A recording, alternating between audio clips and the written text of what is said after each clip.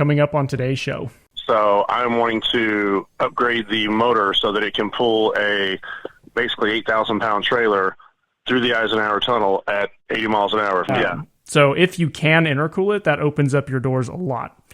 It doesn't really matter because at the end of the day, with what you're doing with the truck, you're not going to be able to use the power you would get by moving to an even larger injector into the 1023 Diesel Shop Talk podcast. Look, after helping thousands of people like you build and maintain their 7.3s, we've learned a thing or two about keeping these trucks on the road. And often it's turning them into the truck you want them to be. Sometimes it means keeping them the way that they used to be. Whatever it is, we take your calls and we give our opinion and advice from the experience we have from our many years working on these trucks. If you have questions about your 7.3, we answer them on this show. You can schedule a build call down below.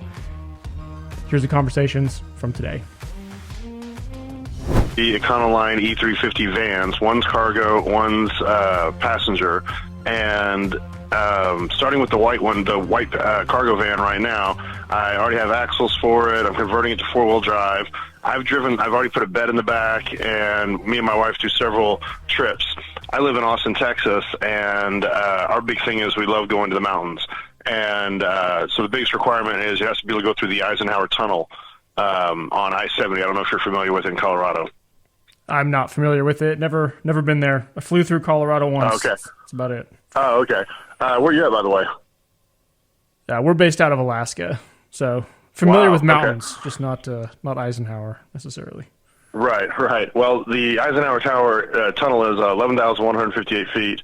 It's like the fourth or fifth largest tunnel, highest tunnel in the world. And I've driven it with my stock 7.3 white cargo van, like 3 or 4 times, no problem. Actually, it did say, exhaust over temperature. I have an engine monitoring computer on that one. And so I was getting like 1250 exhaust temperatures. But since then, I've ripped all that out, stock exhaust, put in a 4-inch free flow diamond exhaust, and then free flow muffler, and then the up pipes to the turbo. But it still does have the stock turbo. So I'm hoping that shouldn't be a problem in the future. But my situation has changed now. I'm wanting to add a travel trailer to the mix. So I'm wanting to upgrade the motor so that it can pull a basically 8,000-pound trailer through the Eisenhower Tunnel at 80 miles an hour if need be. And I'm at a position now where I can do these upgrades and came across your channel and checked out your website. Y'all have some good prices. I saw y'all had some prices coming up for Christmas prices or Black Friday till, December 13th or something like that? Yeah, some stuff's on sale. A lot of this stuff went off yesterday, but there's quite a few things that are still up. So what year did you say these two vans are? So the white cargo van is a 97, and the blue passenger van is a 98. The white cargo van has just passed, when I drove up from Austin, Texas to Washington State to get some a pop top and some 4x4 parts, things like that, and just passed 403,000 miles. Okay. And then the blue one has 300,000 miles. Or I'm sorry, the passenger has 300,000 miles. Okay. All right. And so the answer is pretty much the use case is the same, right? So both of these vans are going to be used for the same type of job, right? That's ultimately correct. Okay. So one of them, the cargo one is more of kind of my van, and then the passenger one's kind of more my wife's van. The passenger one is not the real focus right now. I'm sure I'll duplicate whatever I do over to that one. Sure. But the white one is the main focus of what I'm going to do in the most pulling with, the most work with, because that's the one I'm converting to 4x4 first and putting a pop top on. Okay. All right. Well, let's focus on the one then. We've only got about 25 minutes, so everything we talk about will translate either way. So what specifically can I help you with then? Is it how do you get the power you're looking for? Is that what you're after?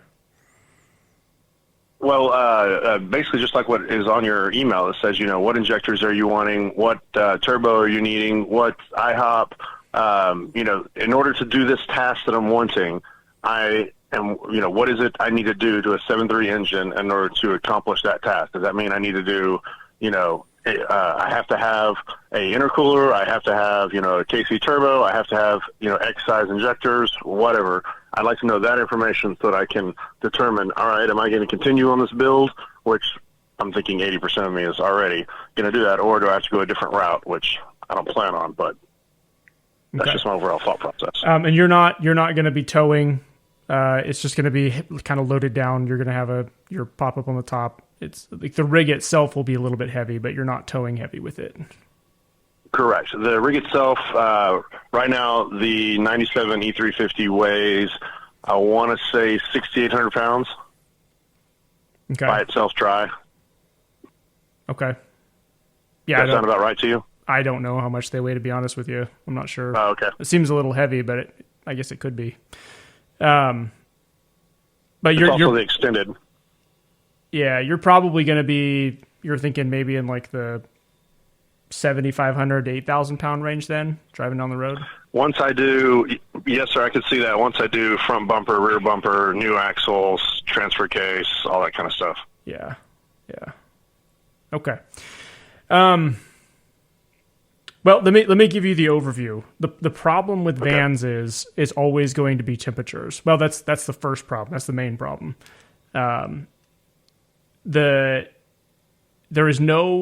It's not impossible. It can be done. People have done it, but it's very difficult to intercool a van.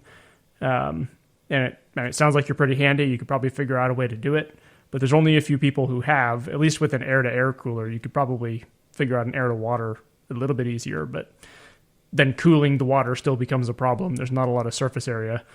Right. And so best advice I can give is you're not going to be able to intercool the rig, like within any sort of reason. Mm-hmm. And so with that limitation, we're also very limited on how much power we can make without temperature issues. And especially once you add, 11,000 feet into the mix, there's just not a lot of air there. Right. So all that to say, we can't really make more than probably in the like, are either one of these trucks tuned right now? I'm sorry, I didn't write that down. Yes, actually they both are. Okay. The white 97 cargo van has a 60 horsepower economy tune from DP Tuners. It's also got an engine monitoring computer. And then the 98 blue passenger van has a, what's the dial chip? Is that the hydro? The one's got the dial? Probably a TS chip. Maybe. Okay. All right. And that one, I think, goes up to like 120 extra, and it does feel a little more horsepower. I hear what you're saying about the alternator. However, the research I have found, and correct me if I'm wrong, is that if you convert, you can convert the old body style to the new front style hood and front clip, that gives you an extra 3 inches. And with that 3 inches, you can put in a 6.0 intercooler with piping. You have to obviously upgrade to the Spider, but that's my understanding, unless you're thinking of something different. Okay, yeah, you're talking about the intercooler. So I've heard people say that, and I can see it being possible. I mean, the newer style, like the, what was it, 2006 or 7 when they updated to the newer style front end. A lot of those were intercooled. At least I'm pretty sure they were. I'm not super familiar with vans and all the different styles, and I know I've heard people mention that could be done. I've never seen anybody do it and then intercool a 7.3. And that's what I mean by, no matter what you do, there's not a straight exact path. It's not like you're going to buy a set of parts and put them in the truck and it's everything you need to intercool it. Like, it's going to be, you got to build it. Hodgepodge. So if you can intercool it, that opens up your doors a lot. Okay, so that should be my first focus, is intercooling it. Yeah, if you can figure out the best path for you to get it intercooled, that's going to open up your doors. And if you don't do that, you're going to be extremely limited on how much power you can make. And it's not much more than you can make right now. Wow, okay, good to know then. That sounds like that's that's the whole purpose of this call, is to find out what my biggest hurdle was. So thank you for that. I have a mechanic who I'm working with that is very eager to do this kind of build. He's excited about it. Cool. So, and he's like, yeah, tell me what to do and we'll figure it out. So that's awesome. I will make sure and relay that to him.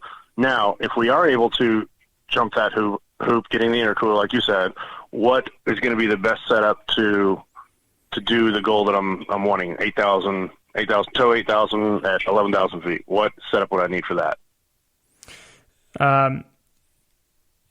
Nothing. So make it very simple. Nothing larger than an AC code or a stage 1 injector. I would not do anything larger than either one of them, because you won't be able to use it. And what I would verify first, like I said, I used to know this and I've since forgotten, I think, but the 97 and 98 probably both had AA code injectors in them. I think. I could be wrong. If they did, basically, if they had the same as OBS injectors, AA injectors, and they were a single shot, then I would use an AC code injector as an upgrade, and nothing larger than that, because it won't be of any benefit whatsoever. An AC code. So is that like the stage and a half, a 1.5? That's what most people call a stage 1 injector. It's a 160 injector. But I would stage 1 is the AC code injector, and it's 160 cc's. Yeah, it's 160 cc's with a stock nozzle. Yep. Okay. I'll explain why here in a second. If the truck, if one of them, if the 98, and like I said, somewhere in 98, I think is when they did the AB code injectors. That's originally what they I was about for. to say that. I saw that recently in a video that was like the difference, and I think you're right. It is the difference between 97 and 98. So yeah, you're definitely on your money. Yeah. I would verify it, because like I said, I'm not 100% sure when that switch happened, but if it's if one of them has AB code injectors, which are a split shot, then I honestly wouldn't change them. I would leave it alone, and here's why. The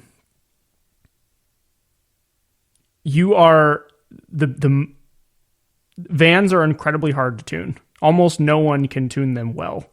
And it's not because it's a van, it's just because there are so few of them that the software that's available for tuners to use, those PCMs aren't well defined. Like, they're not easy to work with. And it's just for lack of effort on, the software side, pretty much. That's about it. Okay. And so with vans, with larger injectors, really just tuning in general, but specifically with larger injectors, the problems that come with trying to get them to run well are even larger when we're talking about vans. They're just not as easily controlled because the software isn't as let's call it robust for managing them.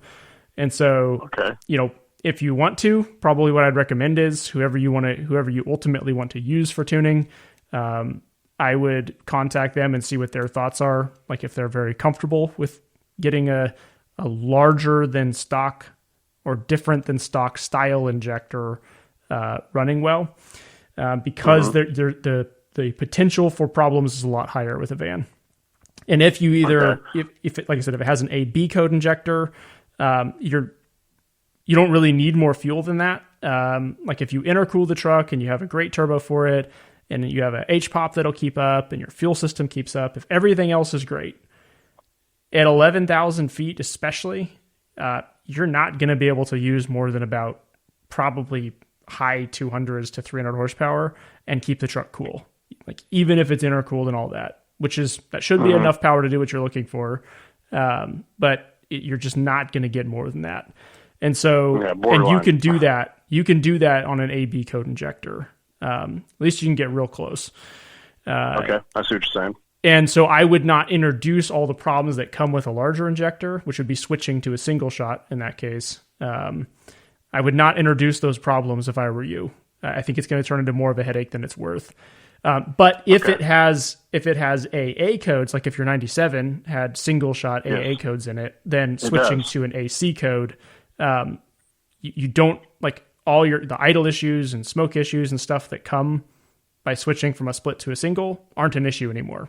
So Basically, an AC code is going to get you about the same kind of performance, just slightly more than what your stock ABs would have been. Does that make sense? Okay. So let me clarify here what you're saying. So my 1997 with the AA code is stock right now with a stock nozzle, and you're saying switch to a AC code injector, the 160. Now, is that still has the stock nozzle too? It's still a stock nozzle. It's the same. So there's three parts to the injector that matter, really. There's the capacity, the nozzle size, and then the injection ratio. The only difference between an AC code and an AA code, so your stock versus what people call a stage 1, is that the AC code is a higher capacity, but it has the same as the stock nozzle and it has the same injection ratio, which means that like how it's tuned is exactly the same. The only difference is if you have longer pulse width, then you can inject more fuel because there's more stroke in the injector. There's more time for the plunger to move, or there's more room for it to move. Okay, so if the AC code injector is 160, what's the AA code, or what's its CC? 90 cc's. Wow, that's that much difference. Yeah. Wow. Okay. If there's so much problems with the van and tuning, like you're talking about, why can't you just switch it out with a truck PCM? Is it not the same engine? Yeah, I mean, they are the same engine. Yeah. If you switch the entire engine and transmission harness over to a late style, you can do that. People have done that. You would have to do that. The problem with anything like that is it's not just as simple as just plug something else in. They're going to be pin different. The harnesses are going to be different, and your dash is going to be different. How your dash is hooked up is going to be different, like your gauge cluster. Right. And all of those are solvable problems if you wanted to tackle them. I'm not saying it's impossible. There's lots of things that are possible that probably aren't worth doing. Right. So, yeah, I mean, you could technically do that. Yes. Okay. If you have a crazy mechanic that is able to figure this out, because at the end of the day, if you decide to go down that road, there is no roadmap. Like, you are doing it on your own, pretty much. Right. If you have somebody that wants to do that, cool, awesome. And will it be easier to tune? Absolutely.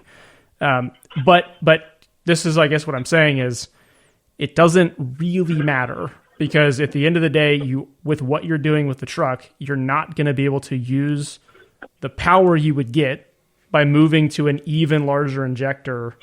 Right. It's not going to benefit you in this, at least not by much. And so I don't know that work would be worth, the gain you would get from it. Right. One of the biggest misconception is that simply making more power is going to be better for towing or working with the 7.3. And that is true, kinda, until you get to a point, and that point is right around 300 horsepower. And then you start to run into all kinds of other problems, mainly temperatures, that just really aren't easy to overcome at all, or even possible, at a certain point. Unless you have an intercooler, and then it opens things up. Well, even intercooled. At 11,000, I would bet at 11,000 feet, even if you intercool it, and everything, like I said, if everything else is working great, if you have good compression, good fuel pressure, it maintains ICP, and you have a great set of injectors, a turbo that matches well, you probably aren't going to be able to make more than about 300 horsepower. It's probably going to be less than that, and keep EGTs down. Like sustain, I doubt you could sustain 300 horsepower with. Let me give you an exact example. If you had an intercooler, let's say even in a truck, it was intercooled well. It had like 160 or 160/30 injectors, fuel pressure, ICP, like a KC Stage 1 turbo. If everything was great, you probably can't make more than 300 horsepower sustained at under 1,200 degrees. I really doubt it. So it's EGTs are going to be your biggest problem then? Pretty much no matter what, biggest, EGTs are going to be one of the problems. Yeah. My point with all this is trying to balance. Well, how far do you want to go for like what things are worth doing that are going to be of the most benefit? Because there's infinite things you can continually do and money you can keep spending that will do something for you, even if it's not really practical. Right. You get to a point where there is a break even. Right. Okay. You mentioned so if I end up, the biggest hurdle is getting an intercool. If I end up figuring that out, then the Stage 1 AC code injectors, and then from that, should I stay with a stock turbo, or should I? Since you mentioned turbos, that made me think of that. Should I be considering one of those KC turbos in order at that level, or is stock still going to work? Again, I don't remember which vans had what, and you'll have to look at the flanges on the turbos to find out because I cannot remember. But okay. You're not going to find just a like one of KC turbos. Like they have a lot of great drop-ins. They don't make one that's van specific, and it's because the inlet, the center section, and the outlet are like misconfigured by year. They're not the same as the truck. Like you'll have a late '99 tall style pedestal and an inlet to the turbine housing, like where your collector for your up pipes connects to the turbine housing. That's like a late style, but then your outlet, like a van outlet on the turbo to go to your exhaust system, will be like a 3-inch flange or something. Like it'll be just a regular round outlet without a back pressure valve, or I guess they all had that, but they're a longer, wider outlet on vans. Right. And they're a 3-bolt style like an OBS. I'm sorry, you were saying? And the vans had a 3-bolt style outlet like an OBS truck did. Like that's the main thing. So, okay. My point is there isn't just a drop-in version of the same like upgraded chargers you can get for trucks. You could probably swap some of that stuff out to a later style. I think that the problem you'd run into, and if I remember right, I think most of the vans, even like the Super Duty style engines, they might have actually used a early 99 style pedestal because it's a little bit shorter, but I can't remember. The main point being there isn't a drop-in compatible. So usually what makes the most sense is either swap everything to a later style, or everything to a OBS style, or everything to one of the styles that actually fits, knowing that you have to have the Y pipe that fits with all your intercooler stuff you want to do. The up pipes have to match the height of the pedestal you have, and then the outlet has to match a down pipe. And I suppose there's a lot of ways you can configure that, especially when you throw an intercooler into it. And it depends on how much fab work you want to do. But generally what we recommend is staying, like the simplest solution is stay with a stock turbo, but move to install like KC Turbo's balanced assembly, which is going to get you, just a rebuild kit, but with a, billet compressor wheel and their S300 style turbine wheel. And that is going to be a big improvement over stock. And it will get you, especially if you do intercool it, it'll get you the least complicated version of a turbo that'll get you very close to that kind of the kind of performance you're looking for. If you want to go further than that and you want to figure out how you can get a collector and a downpipe and up pipes that all match with a truck style turbo, like I said, like all these things, go for it. It's going to be a pain in the butt though. Yeah, it sounds like it. Well, since you're saying it looks like it's going to be a pain, is it easier to do this on a 6.0 then, van? Yeah, I mean, a 6.0 van, you just drive it. I mean, if you want to, put a mild tune in it, but that's going to, a 6 liter with a 40 horsepower tune is going to do everything better than what we're talking about your 7.3 doing when it comes to just power. And towing. Yep. Wow, there's that much improvement on them. Yep. Jeez, that's kind of surprised. I mean, I know they have to be bulletproof. They have to be, the head studs have to be redone. That was a problem with them, but I didn't realize as far as a step above the 7.3, they were that much better. Yeah, I think that the vans from the factory were like, call it derated a little bit, if I remember right. The 6-liter vans, they made slightly less power. But once you have tuning in them, the base level, like the components, as far as I know, are all the same. So like if you just put a stock tune, let's say from a truck in it, it would do the same thing as a truck did. And that might have been partly for cooling reasons, since there isn't quite as much surface area up front. I don't know for sure. But yeah, I mean, you probably will get the same performance of, like, best case scenario of what you're talking about doing with a 7.3. The 6-liter with a mild tune in it would do pretty much the same thing.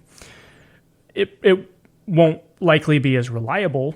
Like, there are more chances of very large catastrophic failures with a 6-liter that are pretty expensive. But I don't know. If you're going to put the money into it either way, getting a 6-liter, people call it bulletproof, but setting up a 6-liter so it's a good, healthy running motor with a little bit more power than stock is going to be probably about the same cost as building a 7.3 that's going to get you to 300-ish horsepower. In a van. Right, and see, that's my takeout is I've got a friend of mine that just bought a new trailer, and he went out, and in order to do it, he had to go out and spend, he's up to like $60,000 now, souping up his diesel truck that he bought. And I'm like, okay, the only way I'm going to be able to do the same thing is either put a lot of money into a 7.3, not near that amount, but you gotta factor what's the equivalency, Yeah. Yeah, I mean, you have to figure out how much money you want to spend and how much time you want to spend and how much headache you want to deal with. I mean, obviously the answer isn't just leave it as it is if you're not happy with it, but any of the more modern trucks are going to be easier to obtain your goal than doing it with a 7.3. Right. But a 7.3 will do it as reliable. fairly reliably. Yeah, I mean, if you start with a good, healthy, strong running truck from the get-go, then they're, they call it somewhat easy to work on. And there's nothing easy about a van, but right, somewhat easy to work on and fairly reliable engines, at least up to 300,000 miles. Right. Well, it's the 97 I have right now. Just like I said, got 403,000. I drove it. I was pretty surprised. I drove it all the way up there, all the way back, no problem.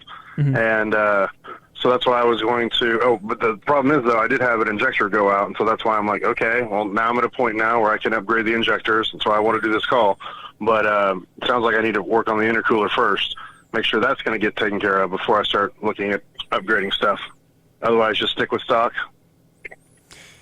Yeah, I mean, if you want to say push off the intercooler for now and do what you can, because it was the 98, right, that you're talking about right now. That's the one with 400,000 miles with the bad injector that you're primarily wanting to work on. No, the 97 is the one that's got 400,000 miles.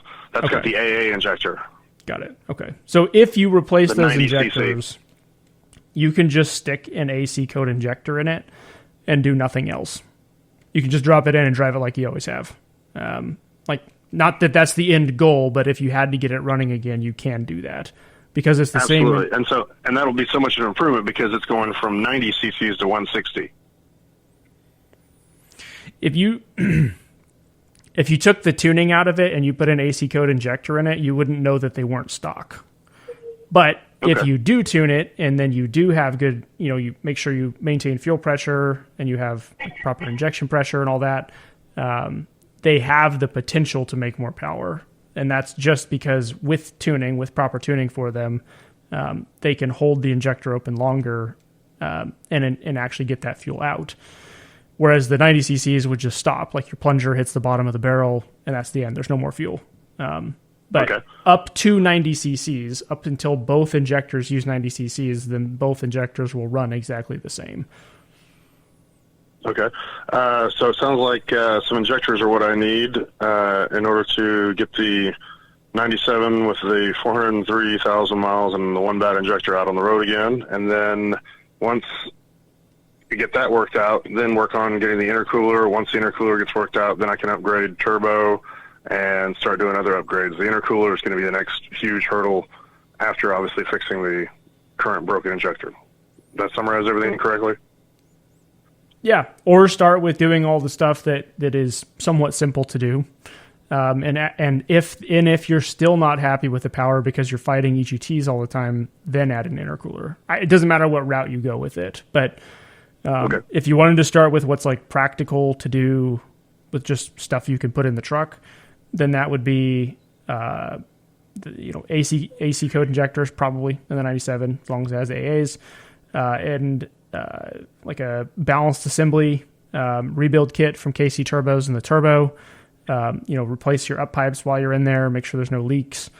I am pretty sure that 97 would have a mechanical fuel system, so that's going to be a limitation. I was going to ask you about that, like the air or the big dog or the fast. Is there one you recommend over another one? What I would probably look for, I think strictly diesel. I can take a look here real quick. I think strictly diesel sells a van fuel system. I would at least talk to Driven Diesel or Strictly Diesel about it. I guess Strictly Diesel's who sells it, Driven Diesel's who makes it. But I would talk to them about what you're trying to do with the fuel system and see if they can put something together for you. I don't know if they sell a kit, if they can help you make one. But that's going to be your best bet for getting the fuel system taken care of. Okay. But all right, and you will have the AC code. I'm sorry. Go ahead. The AC code fuel injector, the 160 cc's. Is that something y'all carry? We do. Yeah, I'd recommend the unlimited diesel AC codes. Yep, and that's something we do carry. The fuel system, I would talk to Driven Diesel about. If they can help you out with it, just buy it from them. They're going to be great. We can help you with the injectors. That's not a problem. Most of the other stuff we do carry, but fuel system specifically, I'd talk to Driven Diesel about. Okay. Now, I can still operate these 160 cc's on stock, or do I need to upgrade the fuel system? I know it's something I eventually want to do, but I'm curious if I should go ahead and get it now, or is it something I can wait till later? Yeah. So the AC, like I said, the AC code injectors, let's say you took the chip out of the truck right now, you said that one has a DP tuner in it. If you took the chip out of it and you put AC code injectors in it, you wouldn't know it wasn't stock. It'll run just like stock. You don't need to do anything else. Obviously, that doesn't gain you any power, which isn't the main concern now because there's other things keeping you from making power. You're going to have temperature issues and fuel pressure issues. Intercooler's the main thing, yeah, right. But you can put an AC code injector in that truck, and that's why I'd recommend it without doing anything else. Like it is a direct stock replacement if you want it to be. But once you put, like, say, a hot tune in it, that's when you're probably going to run into the issues where you need supporting mods, like a fuel system, HPOP, and all that. Right. Okay. All right. Well, sounds like I need to make a purchase of some AC injectors from you. So do I purchase them from you and then send y'all back the cores, or how does that work? It can work. It can work either way you want. If you want to send the cores in first and avoid the core charge, you can do that. If you want to send the cores in after and just get a core refund, you can do that too. It'll be an option on the injector page when you go to order. You can just select whether you want to send cores first or not. I'll say this, it actually is cheaper to buy.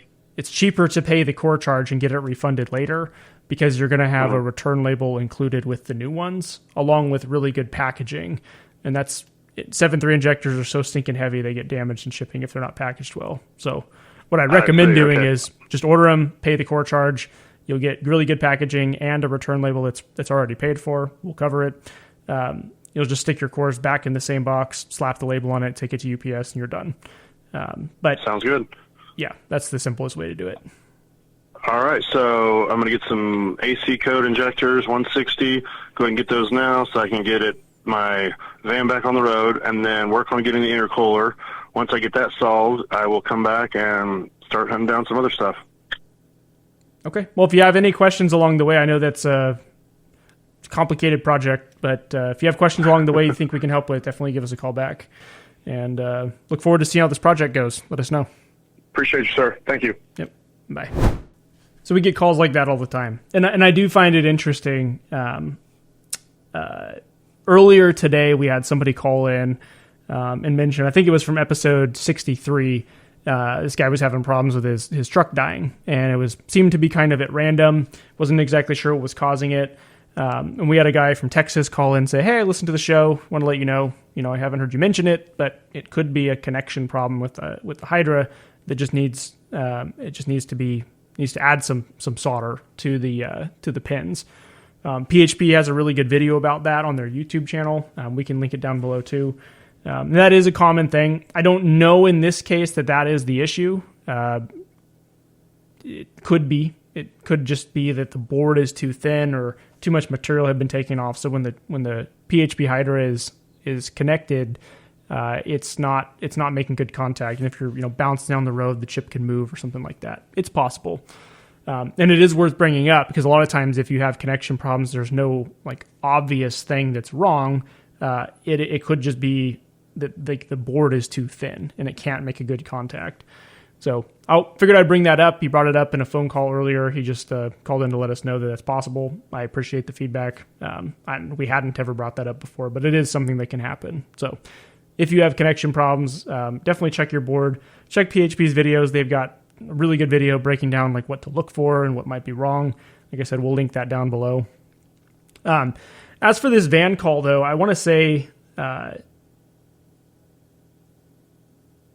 when we're talking aftermarket, right? The point of this, you guys are listening to this because you want to DIY the thing, or you're curious about a project like this. I love it. I love when you guys want to build stuff cool. And I love getting to talk about it.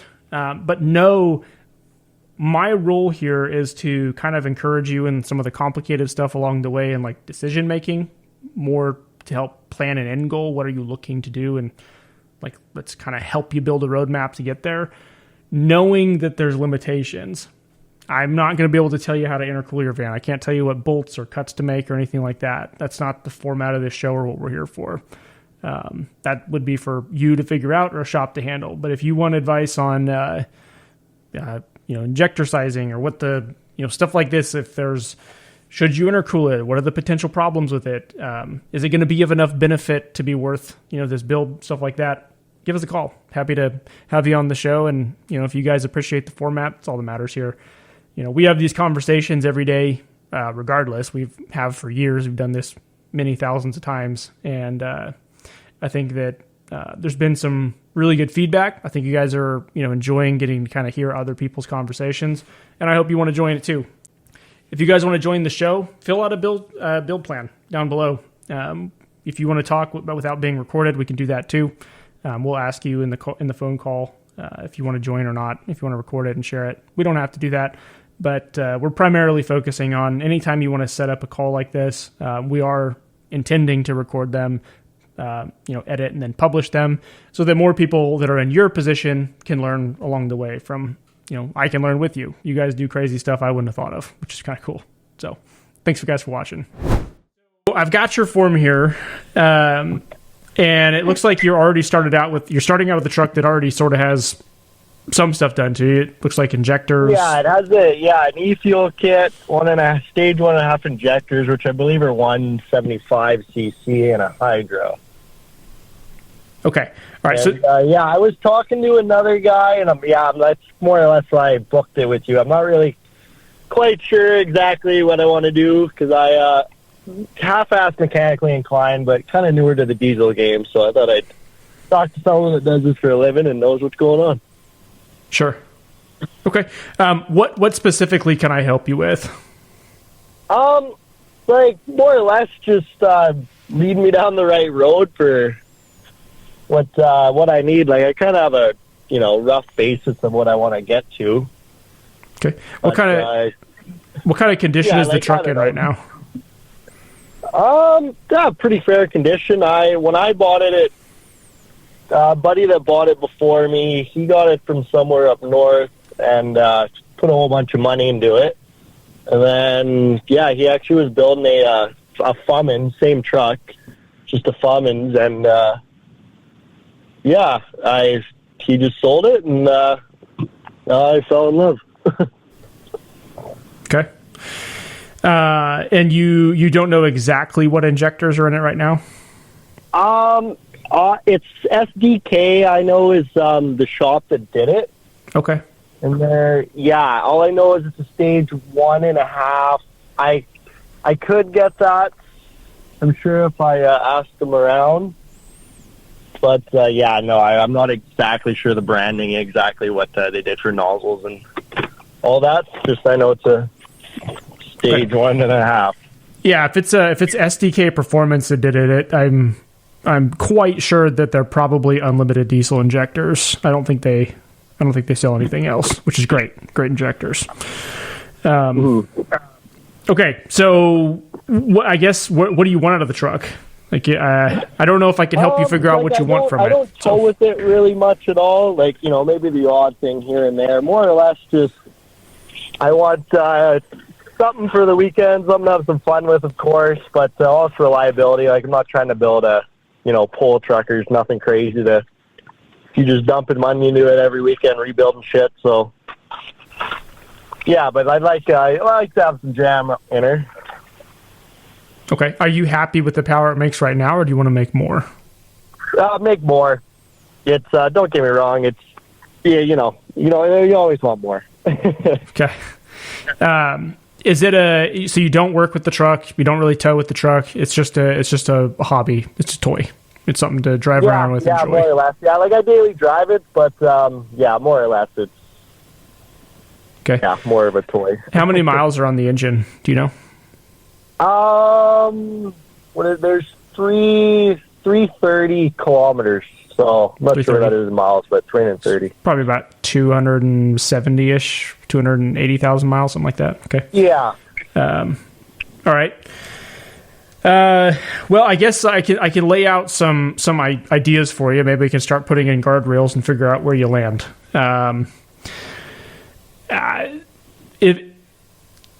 One thing that would be important when deciding how big you want to go on something that's a toy is what do you not want to do?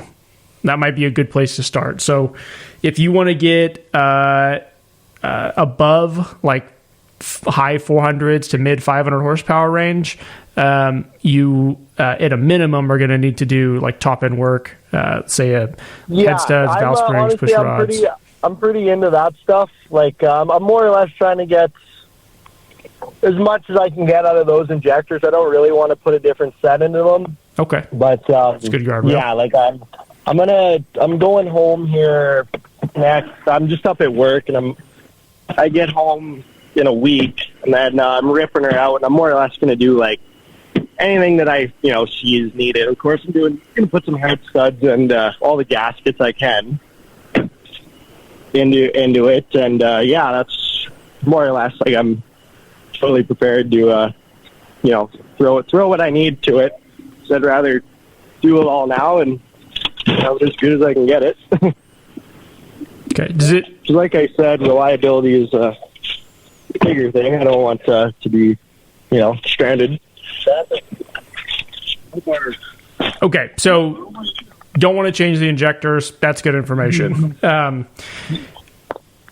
The only thing holding you back power-wise right now is probably going to be, like if it has a stock high-pressure oil pump, you would need to check injection pressure. So monitor injection pressure and see if it's able to... It needs to be able to maintain between like 2,800 and 3,000 PSI under load. So good way to test that, just go 80 to 100% pedal in the hottest tune you have and see if it maintains pressure. Okay. If it doesn't, if it's significantly less than 3,000 or so PSI, if you're down in like around 2,000 or so, putting a high pressure oil pump in it, like a diesel side adrenaline pump or CNC Fab Stage 2, but upgrading the pump is going to be needed to make full use of the injectors you already have. But if you have a fuel system and it is maintaining injection pressure, then there isn't anything else big you're going to do that's going to get you a lot more power because you're limited by fuel. If you have problems with the power now because of like temperature issues, if it's EGT related, then that can be addressed by upgrading the turbo and making sure the thing is set up right that way. But just strictly you're probably fairly close to making the power those injectors are capable of. So I guess that's where I'm not sure if you were wanting to do like a whole nother build, or if you're just wanting to optimize what you currently have. And if the answer is you want to optimize around the injectors you currently have, then it's probably going to be something like, an H-pop, maybe a clutch if what you currently have is stock, and then a turbo upgrade.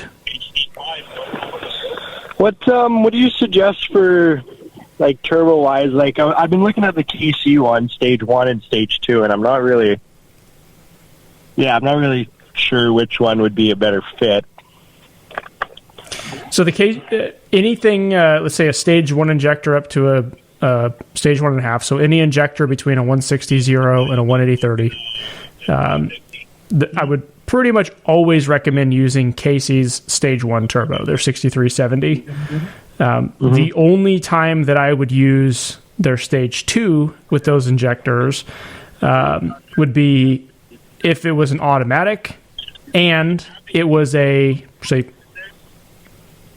more so if it was an automatic, but only use the larger turbo if it was it was going to be pushed hard. Like if you're going to be sled pulling or drag racing, if you're spending a lot of time in a hot tune at high RPM, then the larger turbine wheel will be more efficient in that scenario. If you're not going to spend a lot of time high RPM in a hot tune, heavy in the pedal, and more of your time is just driving around or playing on the freeway or whatever, the KC stage 1, especially with a manual truck like this, is going to drive better in that scenario. So neither one of them is a terrible choice. They're both going to work okay, but the KC stage 1 is going to just your normal driving is going to drive nicer than the stage 2 is. All right. So it's rare that we would recommend using a stage 2 instead.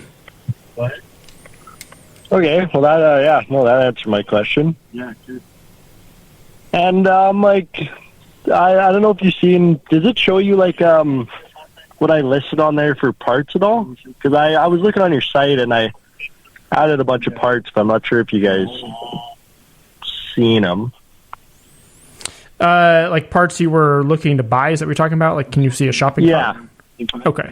I don't really have any good analytics on specific shopping carts. That's fine then, because I was looking at valve springs and push rods and whatnot, because I'd rather freshen everything up and put a little extra. I'd rather go a little extra above than just throw OEM back in. Okay. How many miles did you say this engine had? You said 330 kilometers, right? Yeah. Okay. Is there anything are you pulling the engine anyway? Yeah, I'm going to pull it anyways and just go through it. A lot easier to do everything. Okay. All right. Head studs, valve springs, push rods, stuff like that, they're definitely not needed at around 400 horsepower. It's not 100% necessary. If you're going to dig into it anyway, it's not going to hurt anything.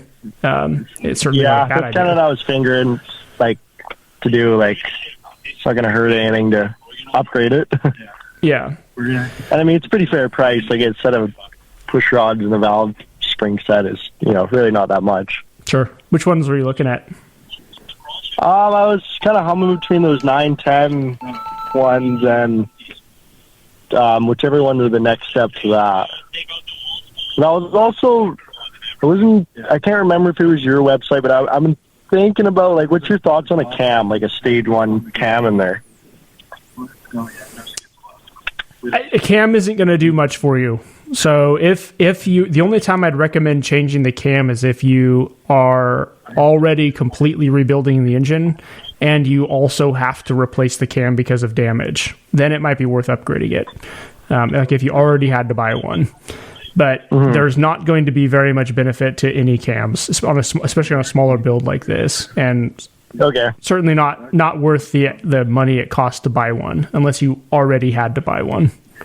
Yeah. Okay. Fair. Yeah. Good point. So what I'll probably do then, this is probably going to be the most helpful.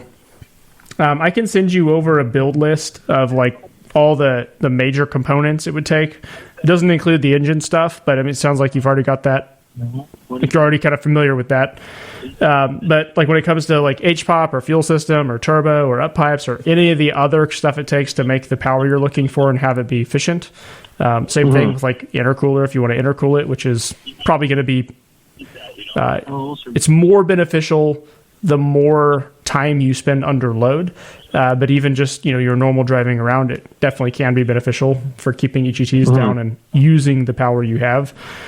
I can send you over a list of what that looks like. But yeah, I mean, without changing the injector size, you've already got the couple of the core components, the injectors and the fuel system. And I mean, those are certainly two big expensive parts of it. But like I said, the clutch, the up pipes, the turbo, the high pressure oil pump, that's all stuff that probably needs to be addressed. Sounds like that hasn't been done yet. And then intercooling it. You can buy a kit to do that. You can do it yourself, or you can skip it altogether. But an intercooler is going to be very beneficial for making use of the power you have without temperature issues. Yeah, that's what I find right now with, especially with just the stock turbo that I have, is that my EGTs are definitely, it's pretty easy to climb them up. Yeah, with a stock turbo possibly leaking, probably has ICP issues and not intercooled, it's definitely going to be on the hot side. Yeah. So what else can I help you with today? What would be the best way I can help you? I mean, like you said, if you could send me that, that'd be, very beneficial, because I had thought about the HPOP, but I'm not familiar with those much, so. I mean, that would be, very nice. It was, a good idea for mentioning that, because it's definitely something that I, should definitely get done, as you were saying. Yeah, I mean, I would always check. I mean, the best thing to do is monitor the truck and see if it needs it or not. But if it has a stock high pressure oil pump, anything more than a very mild tune, I could pretty much guarantee it's not going to maintain injection pressure, and that's where you'd want to replace the pump. So, if it does need replaced, which like I said probably does, but I would still check first. But if it does need replaced, then that'll be in that list that I'm going to send over to you. All right. Okay, perfect. Cool. Well, if you have any other questions after I send this over, just shoot me an email or give us a call back, all right? Okay, perfect. Cool. We'll talk to you later. Okay, thanks. Have a good night. Some days it's just kind of rough. I'm not feeling it, Some phone calls aren't real smooth, and some conversations don't go the way we want them to.